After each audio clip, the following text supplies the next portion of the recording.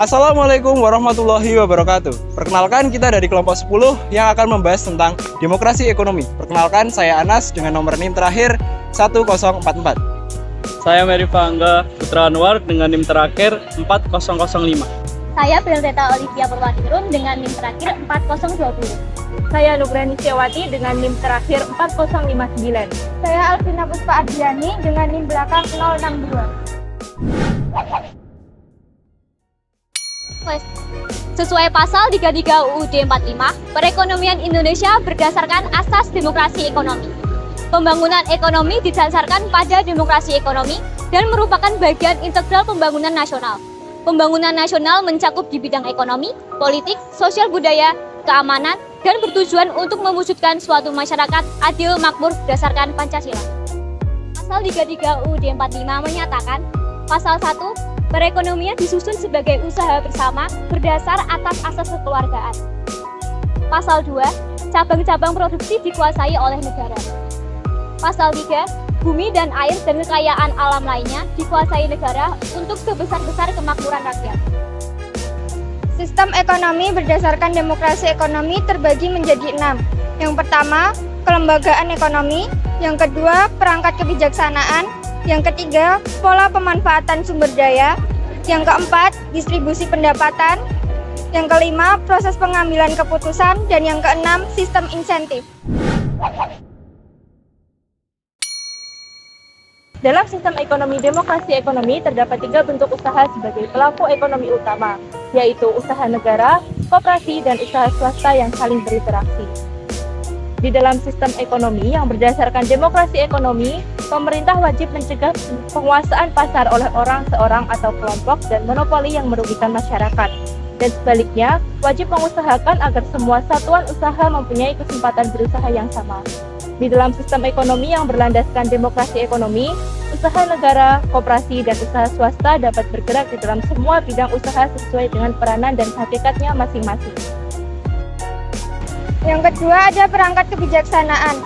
Dalam perekonomian Indonesia yang pada dasarnya merupakan ekonomi pasar terkendali, perangkat kebijaksanaan ekonomi terutama mempunyai fungsi untuk mempengaruhi permintaan dan penawaran dengan tujuan untuk mengarahkan dan mengendalikan proses pembangunan agar dapat dicapai pertumbuhan ekonomi yang cukup tinggi dengan stabilitas ekonomi yang mantap serta terlaksananya pemerataan pembangunan dan hasil-hasilnya. Dalam sistem ekonomi berdasarkan demokrasi ekonomi, peranan anggaran negara sangat menentukan dan digunakan oleh pemerintah untuk maksud-maksud seperti redistribusi sumber daya dalam rangka pemerataan, pembangunan prasarana dasar yang vital bagi pembangunan, kebijaksanaan pengendalian makro untuk menjaga stabilitas ekonomi, dan penyediaan pelayanan dasar pemerintahan bagi masyarakat. Prinsip anggaran belanja berimbang dan dinamis merupakan salah satu perangkat utama sistem ekonomi berdasarkan demokrasi ekonomi yang kendalanya telah terbukti. Kebijaksanaan ekonomi makro tersebut dilengkapi dengan kebijaksanaan ekonomi mikro yang diarahkan pada bekerjanya mekanisme pasar yang sehat. Salah satu kebijaksanaan pokok di bidang ekonomi mikro yang dilaksanakan pemerintah adalah kebijaksanaan pembentukan harga yang wajar di pasar. Pola pemanfaatan sumber daya. Sumber daya masyarakat dimanfaatkan untuk sebesar-besarnya kemakmuran rakyat. Pelaksanaan pemanfaatan sumber daya pada prinsipnya dilakukan oleh masyarakat sendiri untuk kesejahteraan bersama. Demokrasi ekonomi Indonesia menghendaki bahwa di dalam sistem mutu yang memadai tersebar antara sektor dan daerah. Untuk itu, pemerintah menciptakan sistem untuk meningkatkan minat dan penyediaan tenaga ahli dan tenaga terampil pada sektor dan daerah yang kurang diminati. Yang selanjutnya ada distribusi pendapatan. Di dalam distribusi pendapatan ini mencakup diantaranya yang pertama, sistem ekonomi yang diutamakan kemakmuran masyarakat dan semua orang. Yang kedua, demokrasi ekonomi menghendaki perbedaan-perbedaan di dalam tingkat pendapatan namun masih dalam batas kewajaran. Yang ketiga, sistem ekonomi prioritas utamanya adalah upaya penghapusan kemiskinan absolut. Yang keempat, kebijaksanaan pemerataan pendapatan dengan peningkatan partisipasi masyarakat dalam produktif dan redistribusi pendapatan. Yang kelima, sistem ekonomi demokrasi ekonomi untuk mewujudkan keadilan sosial dengan cara pemerataan dalam pemilikan aset. Yang keenam, fasilitas umum juga diratakan. Proses pengambilan keputusan. Yang pertama, proses pengambilan keputusan dilakukan secara terbuka. Yang kedua, dilakukan secara mandiri oleh anggota masyarakat. Yang ketiga, pemerintah pusat dan daerah mempunyai peran yang saling mengisi. Yang keempat atau terakhir, proses kebijakan ekonomi berlangsung secara terbuka. Sistem insentif. Digunakan sistem insentif untuk merangsang anggota masyarakat berprestasi. Dalam demokrasi ekonomi, motif laba merupakan insentif untuk berusaha dan mengambil resiko.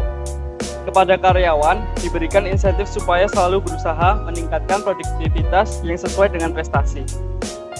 Tabungan masyarakat mutlak perlu ditingkatkan. Sistem ekonomi berdasarkan demokrasi ekonomi masyarakat diberikan insentif supaya ilmu pengetahuan dan teknologinya berkembang. Kesimpulan dari materi yang telah kami sampaikan adalah sistem ekonomi di Indonesia berupa demokrasi ekonomi yang didukung oleh pasal 33 Undang-Undang Dasar Republik Indonesia tahun 1945, yang di dalamnya terdapat 6 unsur elemen yang telah dijelaskan sebelumnya.